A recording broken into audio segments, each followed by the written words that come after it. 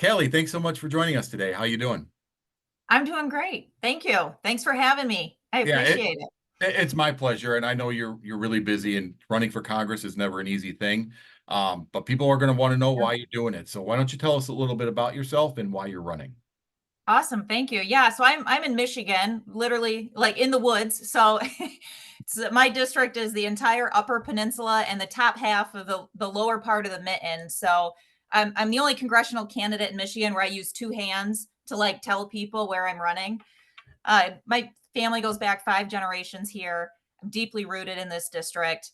Married my high school sweetheart. Literally right out of high school after September 11th, he enlisted in the Marine Corps.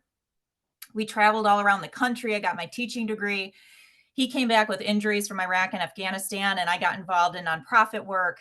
I later became an attorney, graduated from U of M Law School to really, help veterans and have more of a platform to do that from. I worked as a litigation attorney, helped give veterans some free legal services, and decided to jump into the race for the congressional seat in Michigan's first. Really felt like we needed a voice. We needed someone who was really rooted from the district to represent us.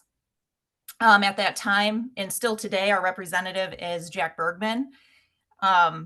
He famously like retired in Louisiana, and so this guy hasn't had a town hall in 8 years. And this is my community. These are my neighbors. I feel like we can do better. So ran in 24, wasn't successful, but we had a good run, and now I'm back again for 2026 and what I feel like is a much more urgent, much more necessary race. Yeah, I agree with you on this is a very urgent race. I hate Yes. saying this because it's cliche, but this is the most important election of my lifetime, at least. We Yeah. say that every time, but this is the first time that I've really felt it.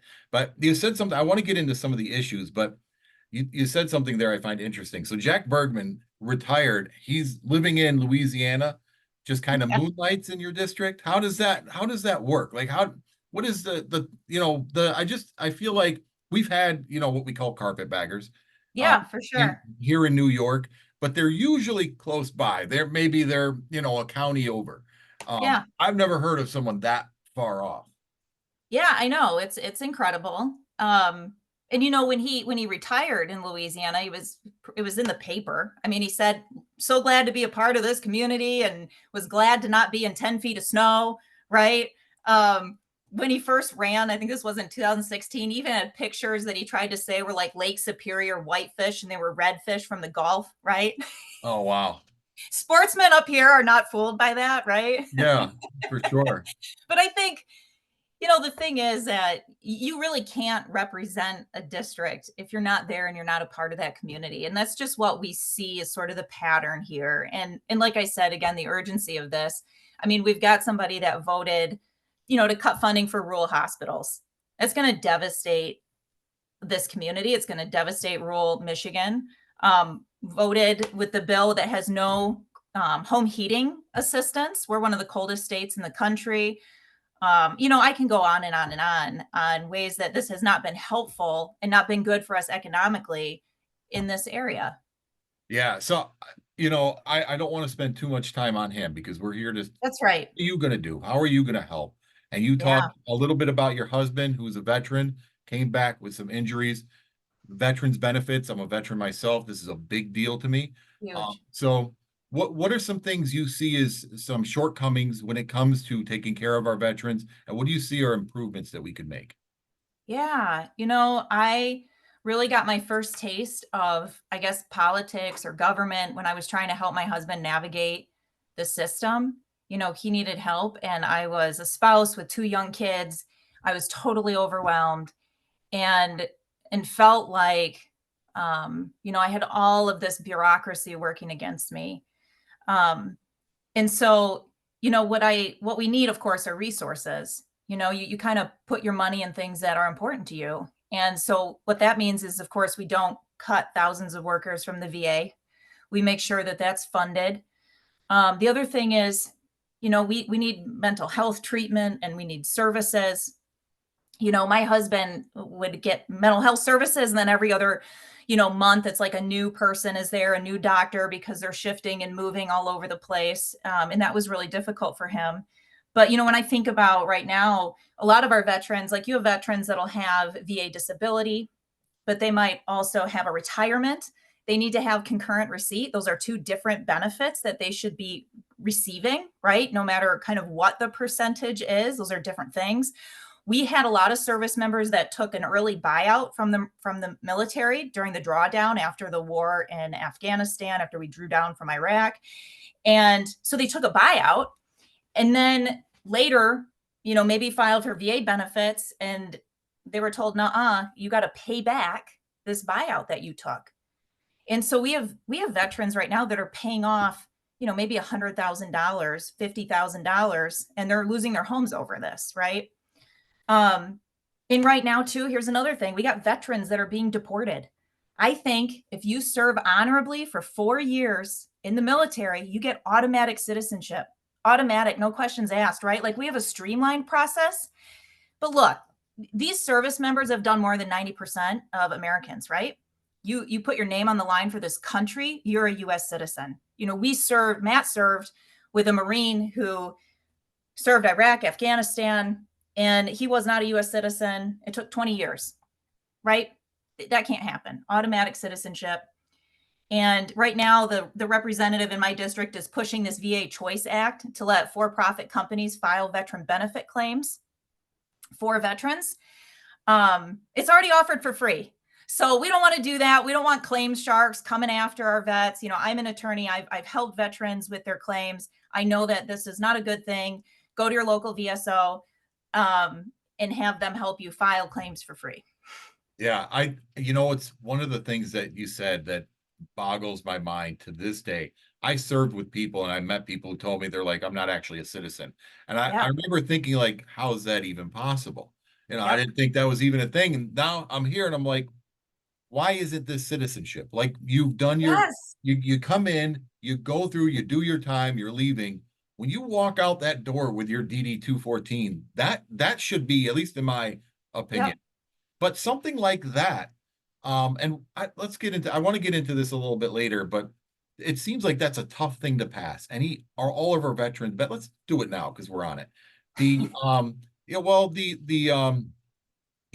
was the oh my God, the PACT Act. Um, Yeah.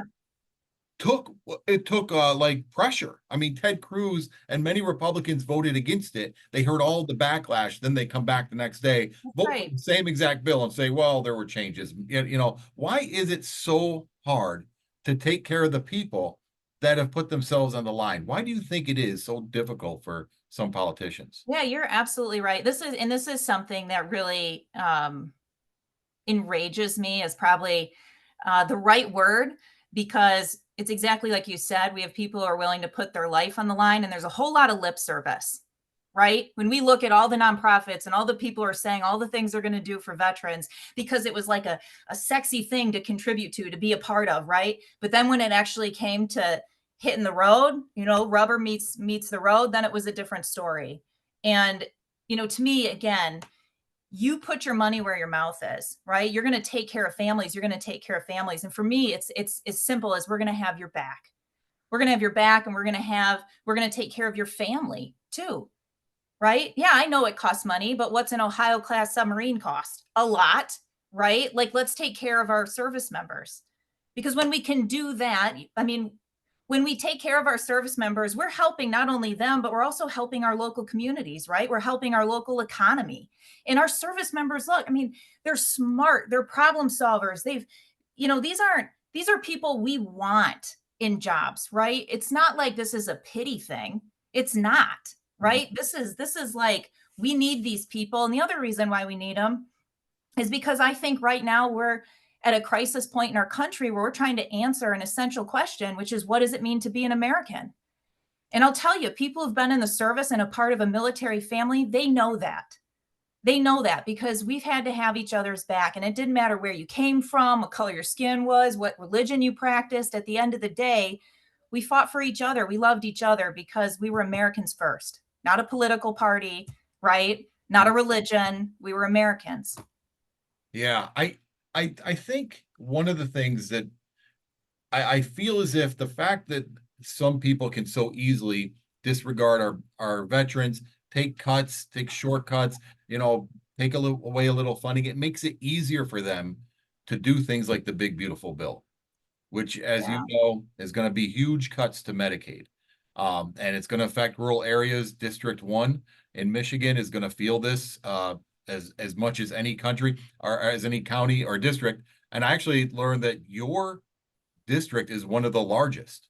Yeah. It's geographically. Um, so what are your thoughts on the Medicaid cuts, and are you already seeing it in your district? Yeah. Yeah. Medicaid cuts are devastating, right? So, I hear people say, well, hey, they're just implementing like a work requirement, right? So what's so wrong about that? In theory, sounds fine, right? But then you have to think, well, there's an administrative cost to that. So people have to look through all the paperwork and they got to decide. Michigan already tried to do this in 2020. They spent a ton of money. And really, all that happened was they were potentially going to kick off, I think it was maybe up to 100,000 people who are already eligible. They just couldn't keep up with the paperwork, right? So we know that this is just meant to kick people off of a program that they're eligible for, and it's the major funding source for our rural hospitals. So when we don't have Medicaid payments, our hospitals, which are already operating, many of them at a net loss, they're going to have a harder time having services or even just staying open. So already in 2025, we've lost two labor and delivery, one in Tawas and another in Ironwood. Actually, just a couple weeks ago, they're shutting their labor and delivery, even though the state was going to give them like, I think it was $1.2 million. They said, no, like we're still going to close, right? And likely that's because that's just a band-aid when you think about the cuts that are coming in the next 2 years, right? Businesses can't function in the kind of chaos that we're in right now. Yeah, so that's the thing. Like Republicans thought, well, we'll do a little trick. We won't make these cuts until 2027 after the midterms. But we're seeing hospitals, medical centers saying, well, thanks for letting us know. We're going to start making cuts now to prepare. So I Absolutely. imagine, I'm not familiar with these areas, but I have to imagine one of these places go. That means basic healthcare needs now are going to require a 45-minute drive, an hour drive, Oh, or worse. What do we see, and what's the actual impact on people? yes, that's okay. So I'll give you an example with the labor and delivery that just closed. Now we're going to have women that have to drive 2.5 hours into Wisconsin. So into another state. Mm, Ontonagon lost its hospital in 2023. Those folks have to drive now pretty much an hour just for emergency room, right? And we're not accounting for snow, yeah, rain, sleet, ice, right? Like we get really nasty weather up here. And we know that, and I'm not being dramatic, people will die, right? Because we have an elderly population. It's going to take longer. You have a stroke, it's going to take longer to get those meds to you. And that's the thing, right? Like it's not just gamesmanship. These are people's lives. There's a real cost here. yeah. That's why I ask the actual cost, like, or the actual Yes. impact on people, because it's one thing to say a hospital is going to lose funding. What does that actually mean? Yeah. And yeah, and you're seeing it. And when you brought up the weather, my first thought was, well, even Jack Bergman knows that the weather is bad. You got to get out of Yeah. there. Yeah. But so it's not just healthcare and Medicaid cuts that we're seeing right now. We're seeing the tariffs have a monstrous impact on farmers in rural areas. Of course, they are being hit a big Yeah. time. The Chinese market is closed to American farmers. They're Yeah. going to Brazil, and that's business we saw in 2019. That's business that doesn't always come back, and now we're seeing it again. What's the impact you're seeing in your district? Yeah. I mean, that's the thing, right? Like we have, and that's part of this chaos. People can't operate in chaos, right? Like tariffs are a tool. They could be useful if implemented in the right way, sort of carefully and strategically planned out with an actual plan, but sort of this willy-nilly thing and where we're picking fights with Canada. Like like what a maple leaf ever do to you, right? Like we border Canada here. Exactly. We're being hit on that. That's hard. And it's hard on our farmers. And the other thing that's hard too are these cuts to USDA. We had programs where we'd buy food from our farmers for our local food banks, for kids, for schools. Not doing that anymore. And the thing is that this was done not to like balance the budget. This was done adding over $3 trillion to the budget to then give tax breaks to the wealthiest Americans, right? Mhm. And so when we think about how we're treating people, like everyday common people, right? And it brings us back to what we were just talking about with not even prioritizing taking care of our service members. You know, we're the ones who built this country. We're the ones who fight its wars, and we better make it work for us. Yeah, we've seen recently, we saw Arkansas and farmers in Arkansas Yeah. have a town hall where many of them were crying they're going to lose their farm, Yep. praying, begging Donald Trump. We saw farmers in Iowa and Nebraska and pretty much saying, look, we're out of business in 3 months if Yeah. something doesn't change. Are you seeing that in Michigan's first district? So we are seeing impacts from tariffs. We are. I was just actually reading an article yesterday, even about a local business. Well, this was not farming, but this was a local business dealing with tariffs that was having an issue importing like just chocolate, right? Because they were a chocolate maker and the prices for that have skyrocketed. But we have major agriculture here in Michigan. So yeah, we're feeling this. And it's hitting farmers in a lot of different ways because it's not just the tariffs, it's also USDA and it's also like subsidies for like clean energy. Like we have a cherry farmer here, farm for, probably 150 years, family farm that likely going to lose that because they had put a lot of money into some clean energy subsidies that were not going to be reimbursed now. So there's Yeah. all kinds of ways that our farmers are being hit. Yeah, I've heard that too. Like a lot of people have put in this money because you've got things like the subsidies for green energy; those are going to be shut off. Um, Yep. USAID uh, purchases are just gone, and we're like, well, I just grew all this for that. You're Yes. telling me I don't have it now? Yes. Well, you guess my family's eating soybeans for the winter. Um, but the right now the Democrats in Congress in the Senate are holding up the continuing resolution to fund the government. They're saying, look, we're not going to pass your bill. Here's an alternative. We're going to extend some subsidies for the Affordable Care Act, Obamacare, and we want those Medicaid cuts rolled back. If you were in Congress, would you go along with that? Do you think that's the right idea? The alternative plan of the subsidies and rolling back Yeah, the Medicaid cuts. and telling the Republicans like, Yeah, look, you're going to give absolutely. us a little bit. Yes, absolutely. Yeah, you would shut down the government or be, you and I mean, look at what's happening. Look, I worded that wrong. I worded that yeah, wrong. no. I mean, But the thing is that you can't the thing is, look at what's happening right now to the federal government already, mhm, right? I think everybody's okay with saying trim the fat, but don't cut the arteries. yeah, We're bleeding out right now, right?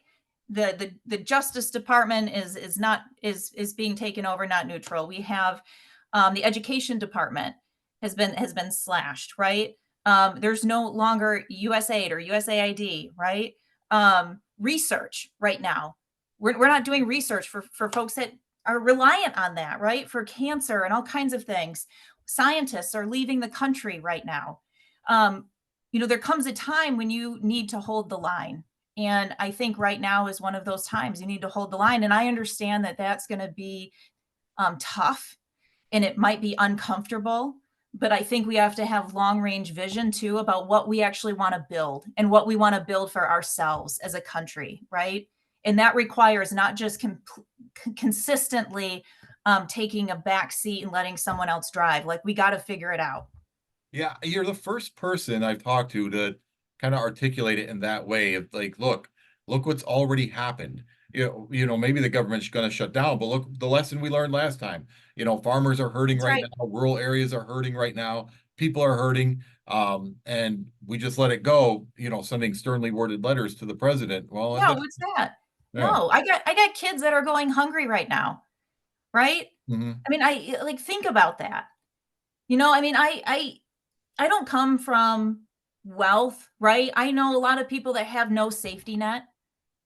My parents, their only plan for retirement is Social Security. There's a lot of people like that right now, and they're worried and they're concerned, and they need fighters. They need people to hold the line, right? And give a plan for the future and what that is. And to me, that's where I'm at right now. Yeah, we talk about food, but Yeah. food prices right now are Yes. through the roof. We saw the last month, the boring numbers of it are month over month, 0.6%, July to Yeah. August. Grocery prices went up, which is huge month over month. Fruits, vegetables, over 1.5% month over month increase. Beef Yeah. all time high. Coffee all time high. I mean, it's out of control. What do you think we could do to stabilize prices and maybe possibly peel some back? Oh man. So much of this is it, making sure that we have funding that's supporting like our farmers, right? That we don't have these crazy tariffs, that we're empowering them. In my area, we have a lot of food deserts. So we need mobile markets for food. We need to strengthen our local food supply. Um, and I have people with like really creative ideas. Like we got a deep bench here in this district. I think about like a guy in the Upper Peninsula that was like, look, I want to do hydroponic farming. I have an idea of how to do it. I know we could get food to these areas, but like he needs a little help, right? And he needs to know like where there's grant funding for that, and how we can help support it. In right now in this environment, a lot of it's stopping the bleeding, right? And then figuring out how we can help locally build up like our local food supply. I think about that a lot. Yeah. In supporting our local food banks, we have had a 70% increase of people using our local food pantry and a 20% cut to SNAP. So I always like to tell people, please, if you can, donate to your local food bank. People are really in need right now. They need some help. Yeah, for sure. One of the things that kind of ties into something you said earlier that I forgot to get back to. Right now, we'll add this on top of it. Right now, of course, there's the very unfortunate death of Charlie Kirk. Yeah. And it's really for some people, it's brought out the worst in us, and others, are trying desperately shouting like, "Let's stop blaming each other, blame the person that did it, and Yeah. let's let's get back." Do you see a path for unity in this country? Do you think we're as divided as it feels? I I do see a path. Because I see it locally. I see it when my kids. I was just at a swim meet for my daughter, and the national anthem played and everybody stood up. They put their hand over their heart and they were singing the national anthem together. And then these kids got in the pool and they were all screaming for each other and encouraging each other. And then one kid beat the other one, and they high-fived each other.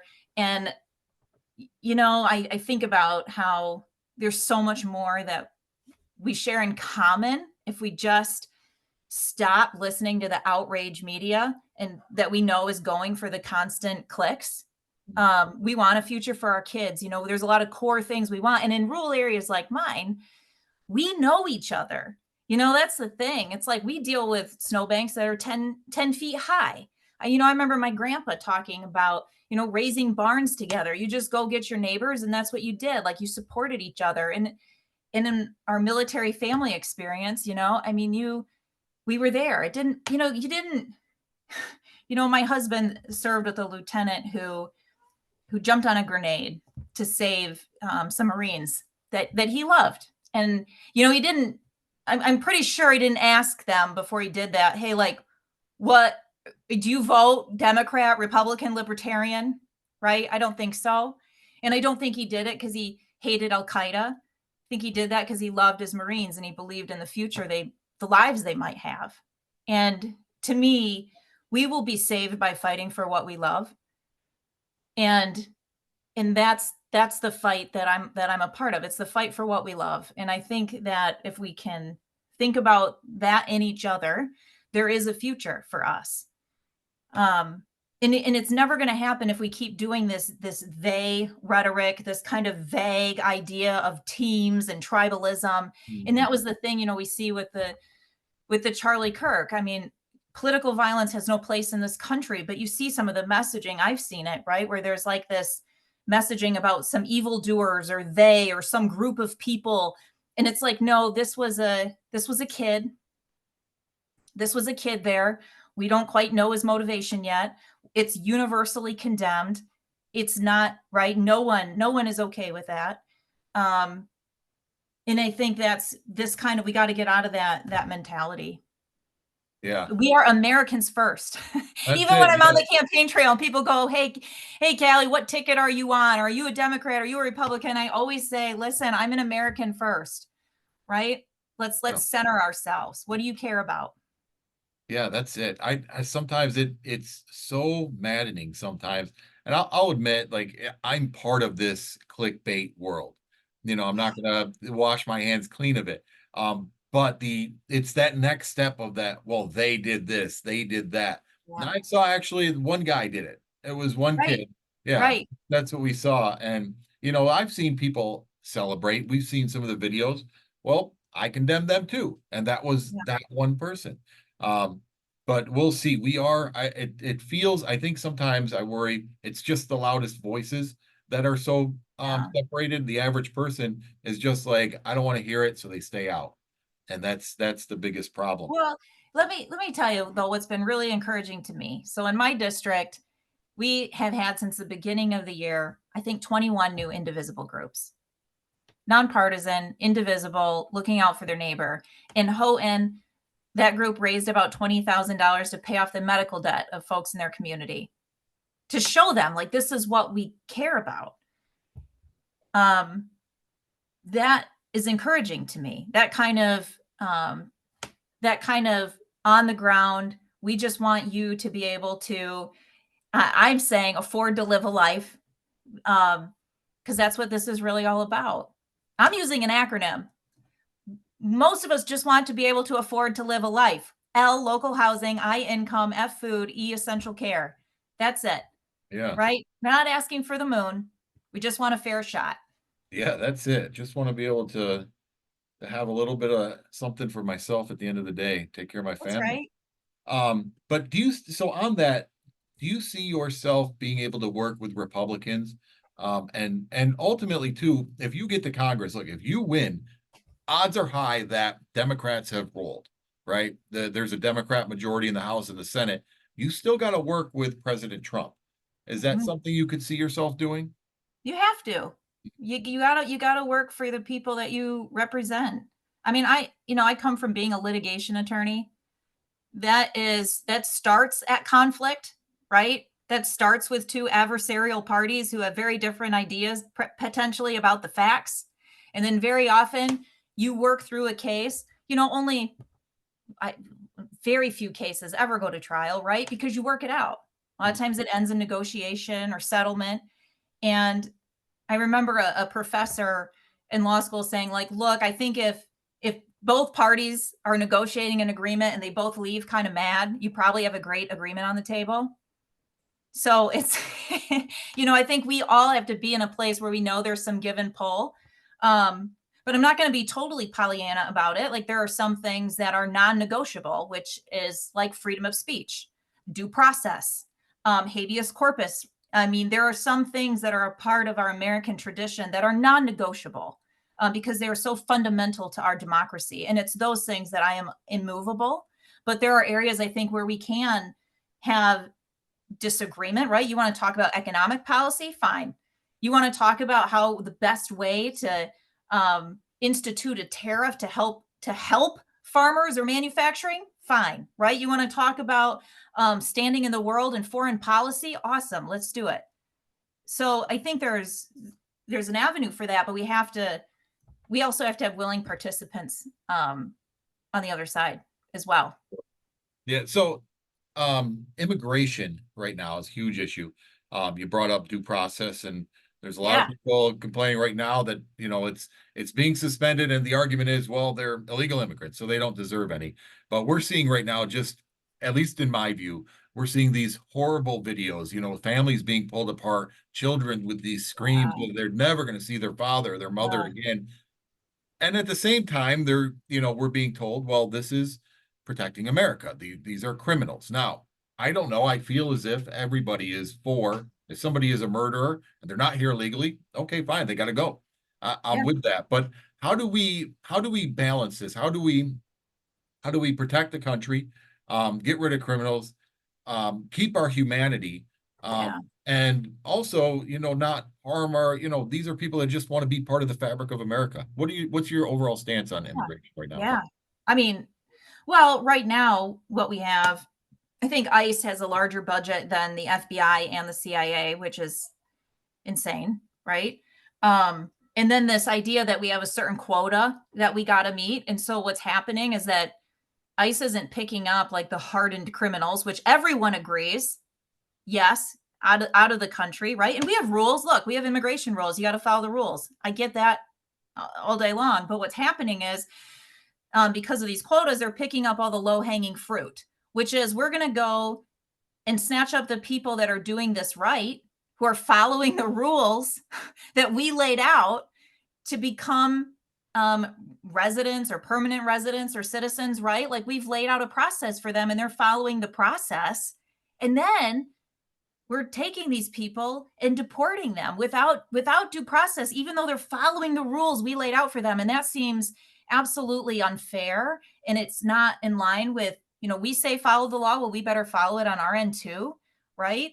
Um, I've heard from immigration attorneys that are like, we're basically counseling some of our clients to say, well, it just kind of depends on your risk tolerance when they're trying to follow our rules, because you could go to your hearing Yeah. and be deported. That's a risk. Or you're so scared that you don't go to your hearing. And so now there's a bench warrant out for your arrest. And so we also don't want to be in the position where we're encouraging folks who are immigrating here to become criminals, right? That's a perverse incentive. So we need smart immigration. And part of that's like, what makes sense? Like what numbers make sense? I think that, we haven't had a real immigration reform in a long time. It's needed. We have population decline in my district. We need folks. We are agricultural. We need people here working.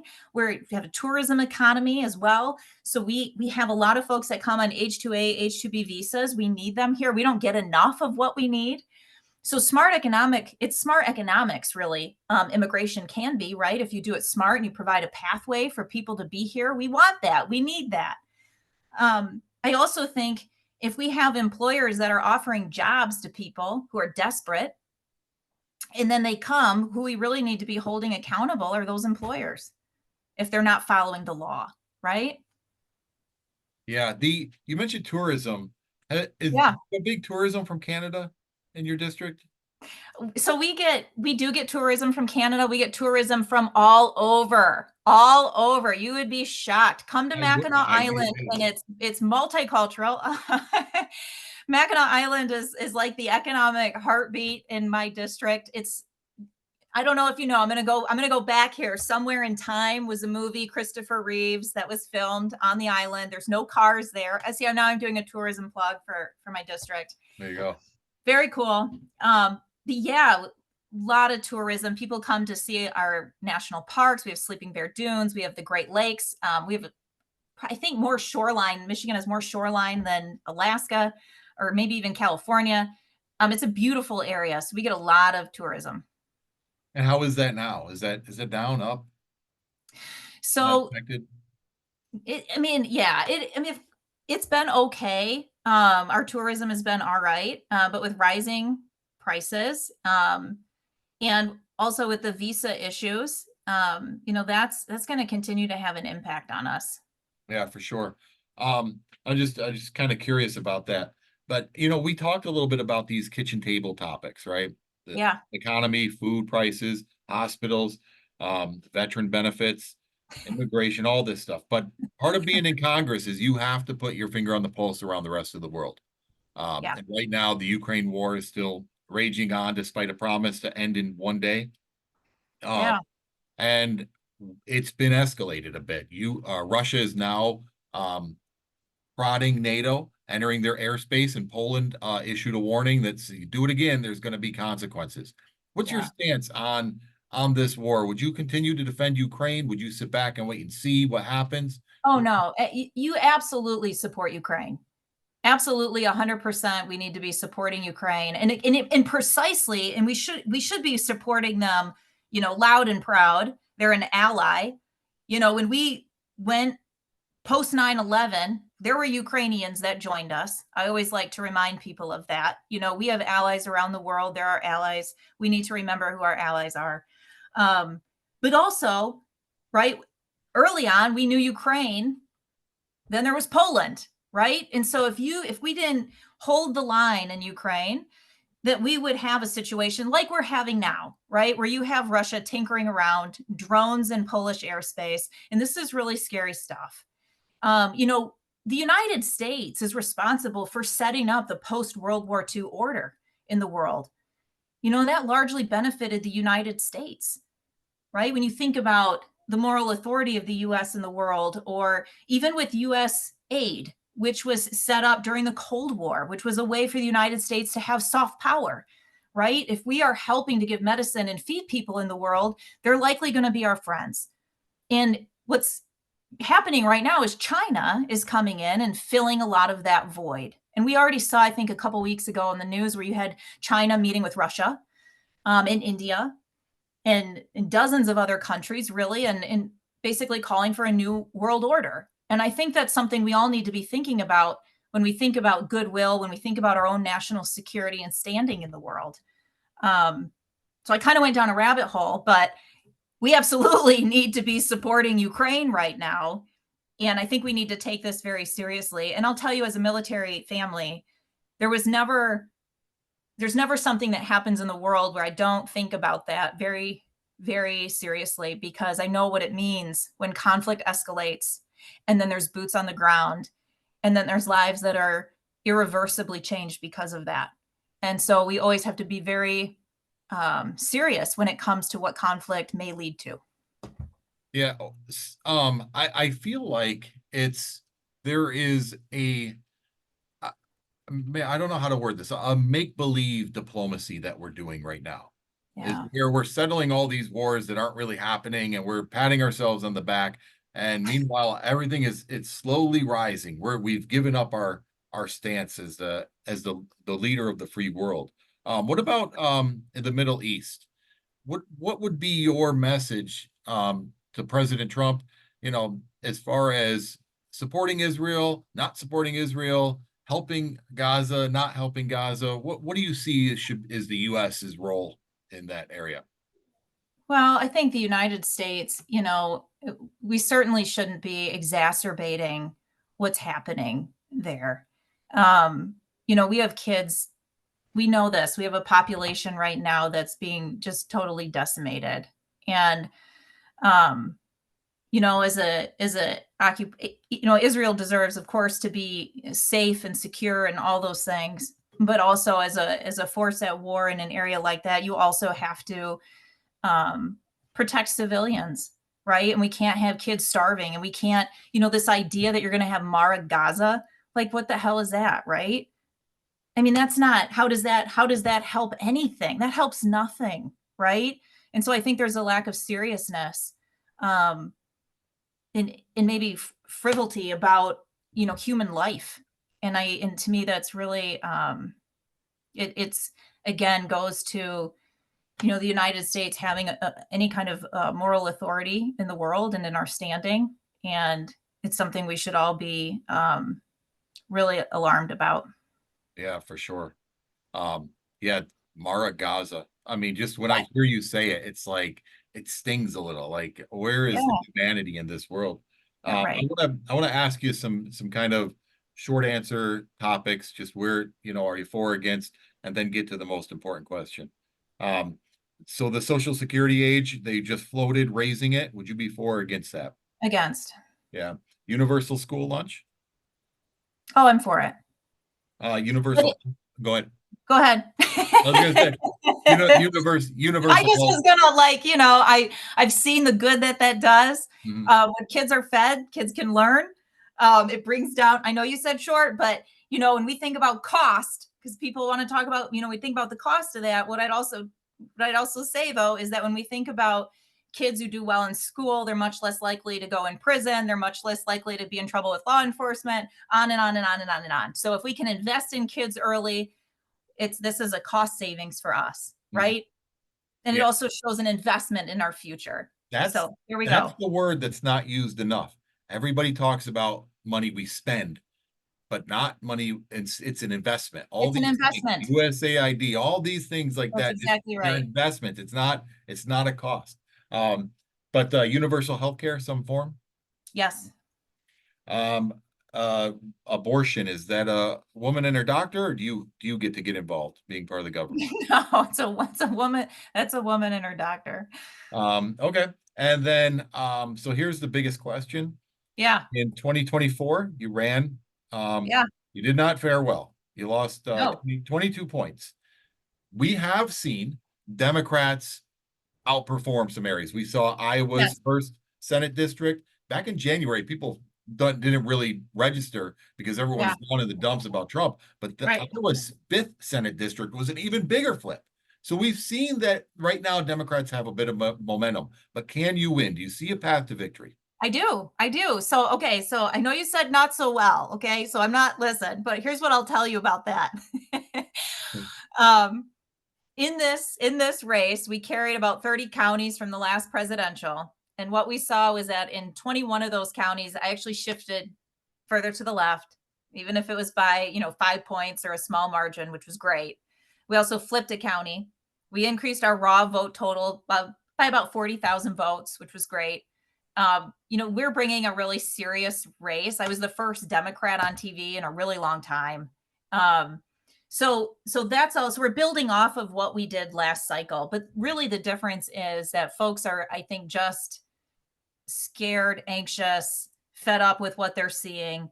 And I'm seeing so many people who are organizing independently, coming out to events. I'm meeting people I've never met before. So to me, I think if there's ever a time, now is the time. I mean, so Traverse City is not a big city. We had 8,000 people who came out for the last No Kings. That's never happened in the history of this city. 5,000 in Marquette, 2,500 people in Emmett County. I mean, you're in New York. This is like peanuts for you, but for us, this is a lot of people, right? It's a Yeah. lot of people. So that to me is encouraging. And also organically, these empty town halls started in our district where people were demanding to see our congressman who hasn't had a town hall in 8 years. And so there was some national press on this because in these small towns, we've got people coming out and just demanding to just have someone tell them what's going on. Right. And so I see a lot of energy that I did not see last cycle. I've got people signing up to volunteer every single day. I'm probably up to about over 300 volunteers. So we're building out this amazing field network that really wasn't even possible last cycle. So that feels really good and it's really encouraging to me. Awesome. And yeah, I should say, well, the raw number wasn't hot. You did avoid the Trump bump that the rest of the country saw, where there was a shift to the right. That's right. Whereas, and yeah, and you were one of you Washington State. So good on you guys. But if if it's great. Look, I'd love to talk to you more because I want to hear more about your ideas and your thoughts. You've convinced me, which is great, but it's not going to help you get across the finish line. So how do people get involved if they want to get involved? Yes, please. Well, I need help. I need resources. We're hiring staff. I know people are getting hit up all the time for money. I know I get it. It's exhausting. It's tiring, but I do need your help. And I'll tell you, um, I'll take your scraps and I'll make meals out of it. Um, so go to Callie at CALLIE for Congress.com. You can write us, you can check out our website, you can donate. I greatly appreciate that as we build out our field and everything we're doing here. Um, if you have a skill and you want to help our campaign, help us. I've had people that have written in and they're like, I'm a data analyst and I can help look at, strategically targeting who we need to talk to. And we're like, great, right? Graphic designer, can I help you do this? Sure. Like there's people out here that can help me.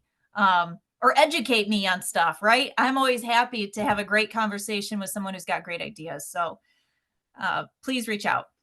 Awesome. Yeah, so we'll have everything right below here. Great. Yeah. So if they didn't catch the spelling, it's right below us. It's trust me, it's there. It will be. Yeah. But Callie, thank you so much. Like I said, I could talk to you a lot longer. And when we get into the heart of the season, I'd love to run it back and Awesome. do it again. I wish you the best of luck, and thanks again for your time. Thank you. Thank you very much. Thanks for everybody listening in. Bye.